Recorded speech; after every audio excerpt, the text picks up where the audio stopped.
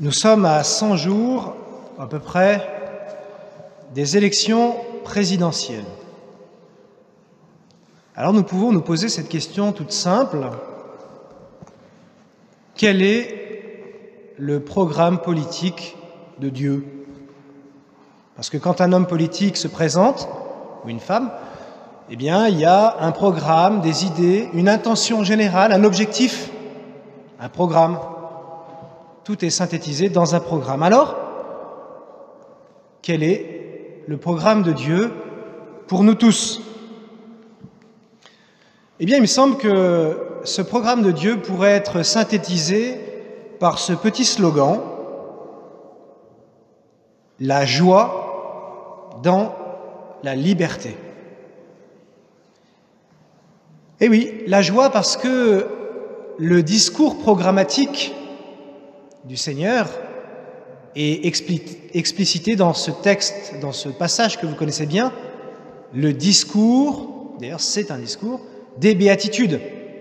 Heureux, heureux, heureux.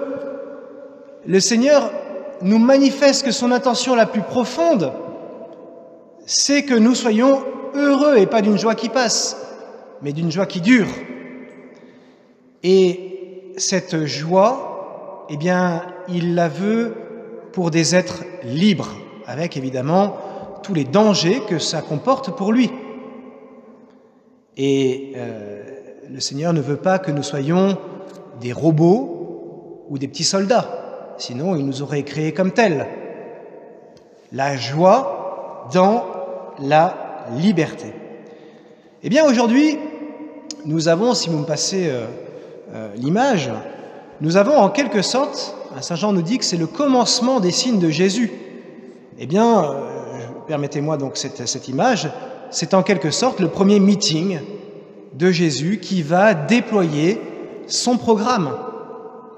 Et donc, puisque ce programme eh bien, consiste à nous désirer heureux, eh bien, ce premier meeting de Jésus va consister à montrer qu'il nous veut heureux.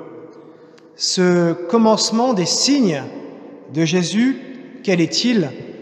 C'est la transformation que vous connaissez, puisque vous connaissez ce passage des noces de Cana, transformation de l'eau en vin. Transformation évidemment miraculeuse, alors dont la symbolique est extrêmement chargée, mais je vais creuser avec vous aujourd'hui eh bien, un seul aspect symbolique de cette transformation de l'eau en vin. Dans un pays où il fait très chaud, où lorsque l'on veut boire, eh bien, il faut d'abord que l'on trouve de l'eau qui soit potable, et ensuite ça demande toujours un effort, l'eau signifie la survie. L'eau, c'est la vie la plus basique. Et dans ce contexte, le vin, c'est quelque chose de supérieur. C'est quelque chose qui est rajouté à la vie.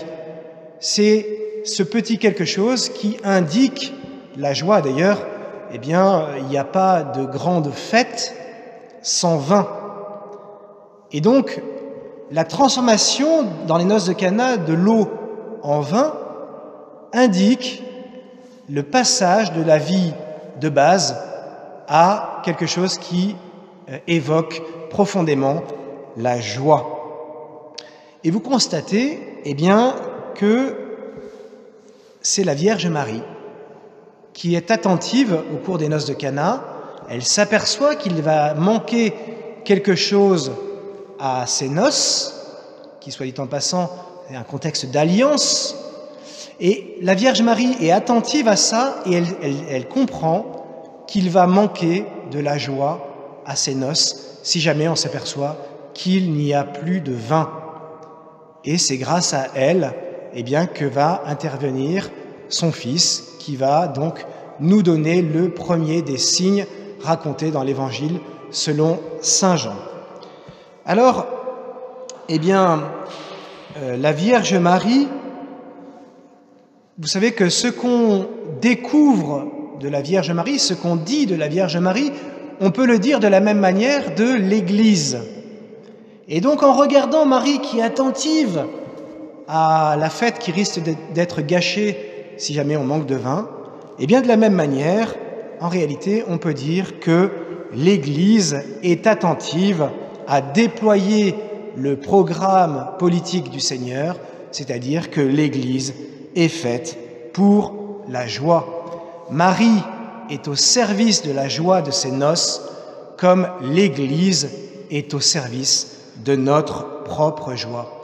Frères et sœurs, ce matin, j'ose vous le dire, malgré ce que nous avons en arrière-fond, les scandales, etc., et j'allais dire aussi, malgré notre péché personnel, eh bien, je vous l'affirme solennellement, l'Église nous est donnée pour notre joie. Vous savez qu'il n'y a pas de joie authentique sans Dieu. Si notre joie, elle n'est qu'un compte à rebours avant la morosité qui revient, il n'y a pas de vraie joie. Le seul qui est capable de nous donner une perspective éternelle à la joie que nous espérons, c'est Dieu. Pas de joie sans Dieu. Eh bien, ça tombe bien, parce que l'Église nous donne le corps du Christ. L'Église nous donne Dieu lui-même.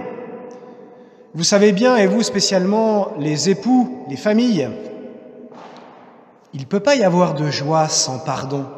Pas possible. La joie authentique, elle nécessite de savoir se demander pardon l'un à l'autre. Eh bien, ça tombe bien, parce que l'Église nous donne le baptême, l'Eucharistie et le sacrement du pardon pour que nous puissions être pardonnés. Vous le savez, frères et sœurs, il ne peut pas y avoir de joie sans fidélité.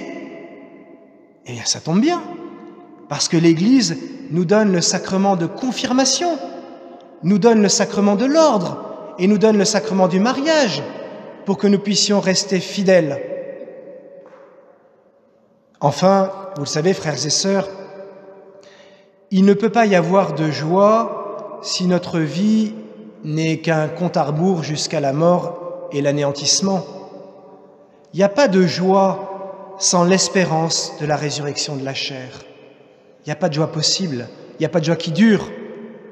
Eh bien, ça tombe bien, parce que l'Église nous donne le sacrement des malades pour espérer, dès ici-bas, la résurrection de la chair à laquelle nous sommes tous appelés. Vous voyez qu'au travers de tous les sacrements, c'est-à-dire au travers de la dimension hiérarchique de l'Église, eh bien, le Seigneur nous donne réellement de goûter la joie. Mais, je vous l'ai déjà dit, l'Église ne possède pas qu'une dimension hiérarchique, elle possède aussi une dimension charismatique, et c'est ce que nous rappelle saint Paul aujourd'hui.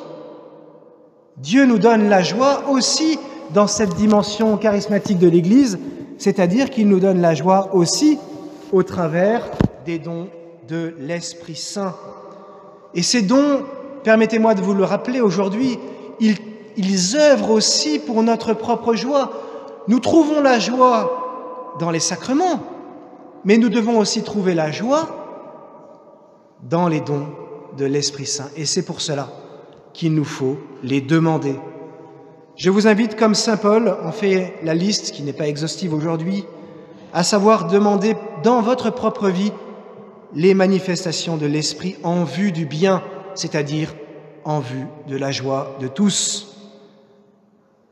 Demandons que sortent de notre cœur et de notre bouche des paroles de sagesse, des paroles de connaissance, le don de la foi, spécialement peut-être dans l'épreuve, les dons de guérison, oui, le Seigneur désire passer par certains d'entre vous pour pouvoir guérir les autres.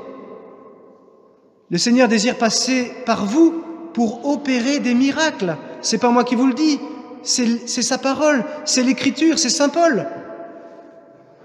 Des dons de prophétie qui doivent sortir de notre cœur si nous nous laissons faire par l'Esprit Saint. Parler en langue mystérieuse et savoir les interpréter.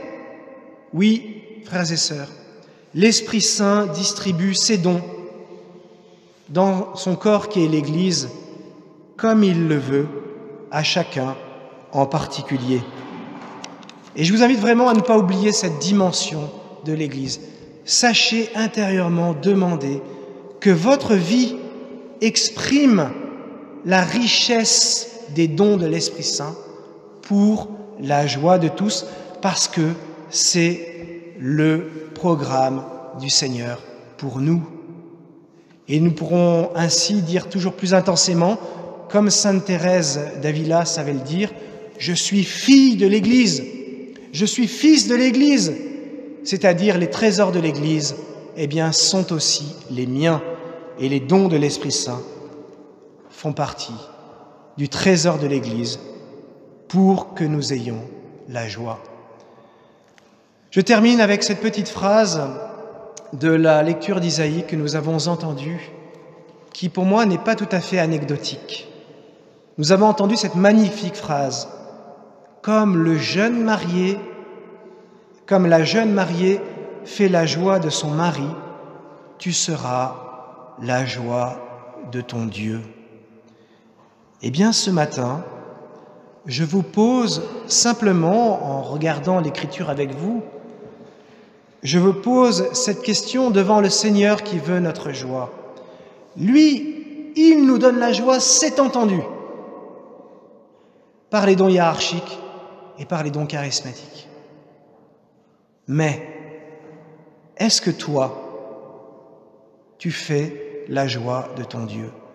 Est-ce que ta façon de vivre, est-ce que tu as le souci de procurer de la joie à Dieu par ta façon de vivre? Frères et sœurs, cette question n'est pas anecdotique parce que elle est le moteur le plus puissant en nous pour la conversion.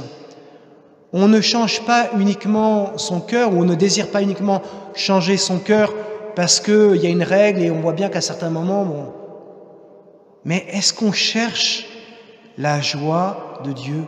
Est-ce qu'on comprend que chacun, des plus jeunes aux plus anciens, on est fait pour faire la joie de notre Créateur?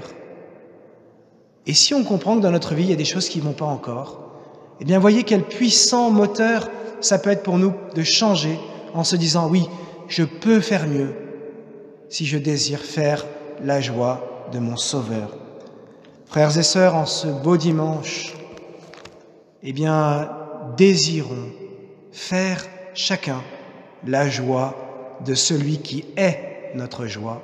Amen.